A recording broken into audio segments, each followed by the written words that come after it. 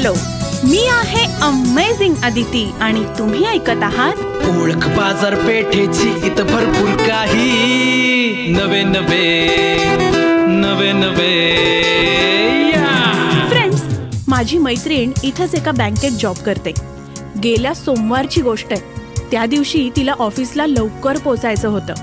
घरच्या आघाड्यांवर लढत तिला आवरेपर्यंत उशीर झालाच. कशीबशी धापा टाकत ऑफिसमध्ये ती पोचली आणि सुरू झालं रोजच्यासारखं कॉम्प्युटर समोर वाकून मान मोडेपर्यंत काम. 2-3 तास झाले आणि मग आऊ असा आवाज करत ती वळली आणि घ्या की पाठ काही वळेना. कमरेतूनही चमका येऊ लागल्या. पेन किलर घेऊन कसं तरी त्या दिवसापुरतं काम चालवलं, पण खुर्चीऐवजी उभ्या. संध्याकाळी मला तिचा फोन आला. मी आणि ती तिच्या फॅमिली डॉक्टरांकडे गेलो. तेव्हा ते म्हणाले, फिजिओथेरपी घ्या हं, नाहीतर पुढचं आयुष्य उभं राहूनच जाईल. गमतीचा भाग सोडा, पण आम्हाला ते ऐकून खूपच टेन्शन आलं. आणि विचार करताना माझ्या सहज लक्षात आलं की देवी चौकात राजलक्ष्मी थिएटर समोर ते लाहोटी प्राईड आहे ना, तिथं दुसऱ्या मजल्यावर डॉक्टर मनोज कुमार कांबळे यांचं Deepjyoti spine and ortho clinic आहे. अलीकडं बऱ्याच जणांकडून त्यांचं नाव ऐकलं होतं. तिथं आम्ही पोहोचलो तेव्हा डॉक्टर तिला चेक करत होते. त्यावेळी माझं लक्ष तिथं असणाऱ्या सगळ्या अद्ययावत इक्विपमेंट्सकडे गेलं आणि माझी उत्सुकता वाढली. तसंही आमचा नंबर शेवटचा असल्यानं डॉक्टरही निवांत होते. त्यामुळं त्यांच्याशी झालेल्या गप्पांमधून बरीच माहिती मिळाली.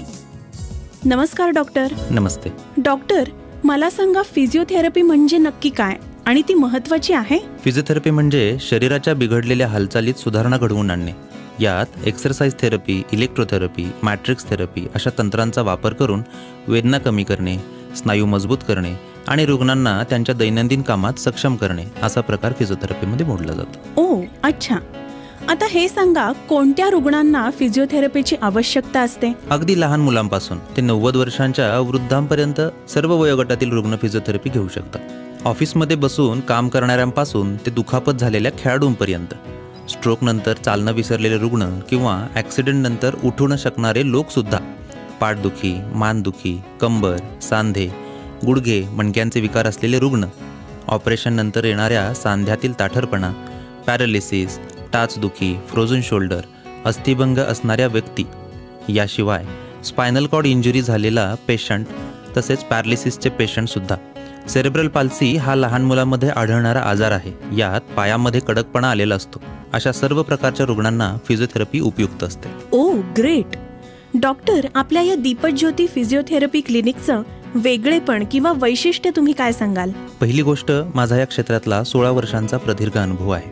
शिवाय आमच्याकडे अत्याधुनिक इक्विपमेंट्स उपलब्ध आहेत, जसे की IFT, computerise traction machine, ultrasound, shortwave diathermy, CPM, paraffin wax bath, laser therapy, hydrocollateral pads, matrix rhythm थेरपीसारखं मशीन आहे जे सांध्यातील कडकपणा घालवून फास्ट रिकव्हरी देतं. काही पॅरालिसिसचे पेशंट ज्यांना 1.5 वर्ष ट्रीटमेंट घ्यावी लागायची, पण आता असे बेड रिडन असलेले पेशंट्स 3-4 महिन्यात वॉकरच्या मदतीने चालू शकतात. आपल्या क्लिनिकमध्ये असेच असाध्य पेशंट रिकव्हर झालेले आहेत. गर्भवती स्त्रियांना सतावणारी पाठदुखी, अशा वेळी पेन किलर देता येत नाही. अशी कोणती ट्रीटमेंट देता येत नाही जी हार्मफुल असेल, पण बाय फिजिओथेरपी आपण दुखणं बरं करू शकतो.